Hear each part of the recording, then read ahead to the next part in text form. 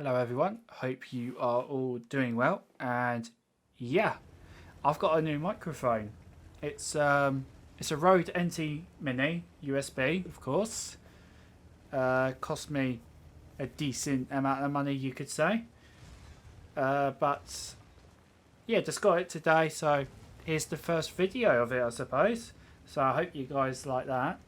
I tested it earlier during a stream, and not gonna lie, picks up a lot of background noise, doesn't it? But it's just something I suppose I've got to get used to now and try to find a way of getting the background noise a little bit less, you could say. That's going to be my big challenge from now on. But today's replay, we are taking a look at the Tier 10 French medium tank, the Batchat. And what can I say about the Batchat? It's, I think, one of the few Tier 10 mediums that has never been changed in this game, really. Like, I remember a good couple of years ago when Wargaming were thinking of trying to change this thing, but I think the community backlash was so much that they decided, yeah, probably not worth it. And why is that? Well, it's this really. There's one shot, two shots, and there's the third. Centurion dead. And yeah, that's the Batchat. You get 5 shots, 1,950 potential clip damage, and a long reload, which is, I suppose, the old World of Tanks design of it's really good at some things, but it is absolutely useless at others. The gun handling on this tank is, I wouldn't say atrocious, but it's pretty bad. And this Sheridan, yeah, I just dodged a 152mm HE shell, I believe. We did not dodge that one though. A 500 damage shot from a Object 263. Definitely did not need that one. But yeah, the Batchat. Probably one of the all-time favourites in the World of Tanks community. And believe it or not, this thing is, it's not a fiction tank. It's not a paper design. This thing actually existed in real life. In fact, it's at the big French Tank Museum, where for a good couple of years it was just a forgotten wreck, really, because it was just a prototype. It was a test subject, I think. I think it may have been used to test a few concepts that led to the later Leclerc or something like that, but not really a serious tank project. But I suppose the popularity of the Batchat inspired the museum to at least restore the tank a little bit, and I think it's now on display after spending a good couple of decades just in a yard lying there derelict, which is good to see. And we used our two last shots on that clip on the, I believe that was the 705 and the 60 TP. This tank can be such a pain in the arse to tier 10 heavy tanks, especially where you've got the drop on them. And we're already up to 3,000 damage, which is pretty good. You can see a shot came in now. I'm trying to figure out that came from. I think it's the T110E4. I don't know. I'm not quite sure what kind of an angle he had, but quite an interesting shot. I rate it. And I have 5 shells loaded, and this 430. Okay, buddy, let's dance. Okay, not like that. 4 shots left, and he's on full hit points. We can no longer clip this guy out.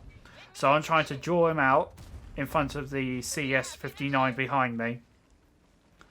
And a little bit of panic for me here, but I managed to put in all 4 of my shots, and the CS manages to finish him off. So we got really lucky there. If he reloaded, I would have been dead if it weren't for the CS. And keep an eye on this CS. He's going to be a important one in this game. So I dodged death before, and I had to dodge death again there with the Sheridan coming around the corner. Definitely probably looking for the killing shot on me. And I pull forward, and the CS manages to save me again. Told you, keep an eye on him. Now at this point, this is where I've got to make a play. And I've got to try and clear out the left flank. Now, we have an E75 and a Object 268 there. And they're up against an IS-7, a 60 TP and an E4. Okay, make that just an E75 against 1 versus 3. Now I'm driving in and I'm thinking, yeah, this isn't going to work now. Because I'm a one-shot for all 3 of these. And get a lucky shot into the E4. And I'm looking for the shot on the 60. His turret's turning, so I have to rush the shot. And unfortunately, it bounced off his well-angled turret. And shortly after, the E75 he is going to go down. There's no way he can win that. He managed to kill the T110E4, so good job to him, but unfortunately I just can't help him with that situation. And that's plays you've got to make in the back chat. Calculated aggressive flanks. And the calculation on that one, I come to the conclusion, was not a good one. So I decided to swap flanks again. We're going to be driving a lot of distance this game, I can tell you that right now. And that's not a very good, like... Okay, that's one thing about the back chat. You've only got 30 shots, which may sound like a lot, but it is not a lot. You do not want to be wasting shots, especially when the game's this close. I'm down to six APCR rounds and 5 heats. That's 1 clip of each, basically, which is definitely not a scenario you want to be in when the game's this close and you need to rely on your teammates. But yeah, so I'm trying to help out this CS59 now against the Motion, and that's not good. And can we put in the second one? Yeah, I had to aim that one in quite carefully. And again, the CS59 picks him up. Good stuff. Liking it. So now we have a 2v2. And as far as I know, at this point, the 60 TP and the IS-7 are very healthy. It's actually, the IS-7 is full hit points, I believe. So me and the CS59, we agree not to go off and do our own thing. We're going to try and work together. And right now I'm bargaining on them capping, because if they're capping, we know where they are. So that means we can work around them. The worst thing we want to do right now is what the 60 TP is doing. Driving out in the open and allowing himself to get spotted. And comment down below if you saw the very wrinkly brain move there. I didn't get spotted. I'm looking for the shot on his lower plate. I don't really want to take it though, because it means I get spotted. And we are using heat shells here, so we put one in. And that was dangerous. I should have pulled back immediately, because the IS-7 could be anywhere. And he could have easily taken me out there. But I'm down to 3 shells of heat and APCR now. So the IS-7's 4 hit points. If I do not miss or bounce any shots, I can take him. That's not going to happen though, is it? Because the back chat and the way RNG works in this game is just a big middle finger in the face. And so this game's really slowed down now. I just want to find out what this IS-7 is going to do. If he is a good player and he's not going to cap, or if he's a bad player and he's going to cap and he's going to let me know where he is so I can work around him. So we are just waiting now. It's a very exciting game, this, isn't it? So what have I got to say about the back chat? I absolutely love this thing. I don't play it very often. I've been trying to play it more often now because I never really got into those long sessions with it. And you can see me communicating with the CS.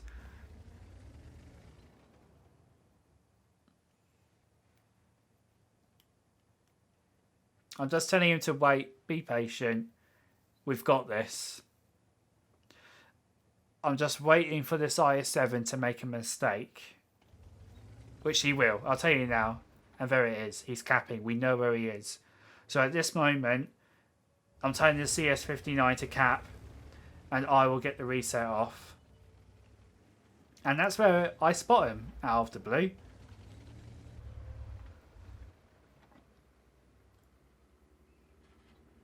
And can we get this shot in? We managed to get the reset off. Now here I play quite badly.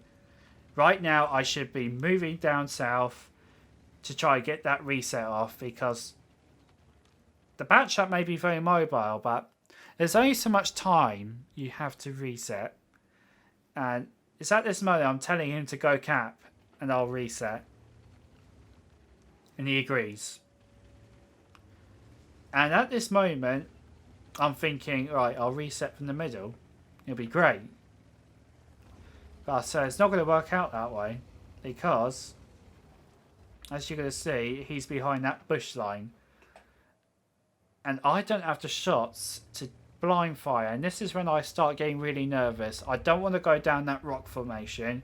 Because I am worried that I will die. And that would be a really anticlimactic way to end this game.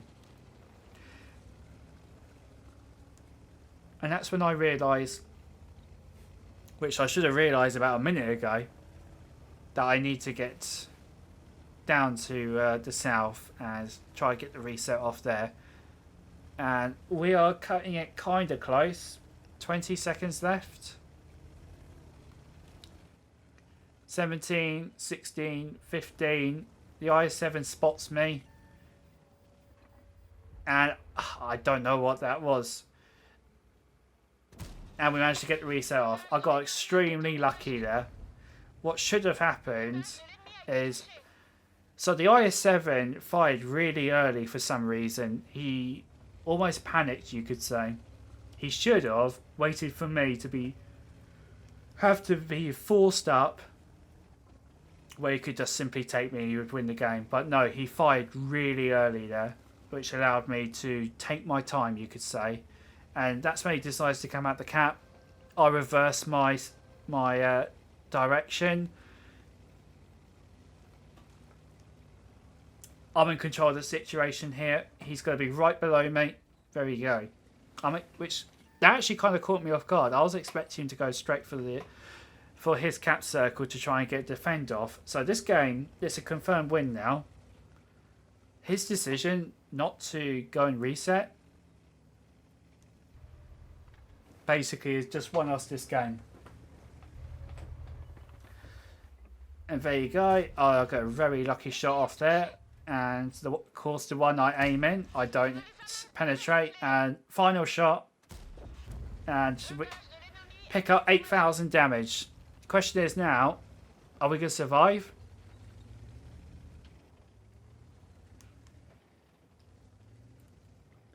So CS-59 is about to cap in 3, 2, 1, and there you go. So there's the game. 8,000 damage, 2 kills, 100 reset points. Definitely an ace, don't you think? I mean, 8,000 damage and not an ace? Are you serious? Okay then, let's see the post-game stats. Yeah, not quite. First class, 8,000 damage, 100 defense points, 2 kills. I think that's what done it. I didn't get enough kills this game. We managed to get 1,100 experience. And yeah, I'm still salty about this not being an ace because that was a pretty decent replay. I think it was a really good game. And yeah, hope you guys really enjoyed it. I hope you enjoyed the first video with the new microphone. And give the video a like, subscribe if you liked the content, and I shall see you on the next one.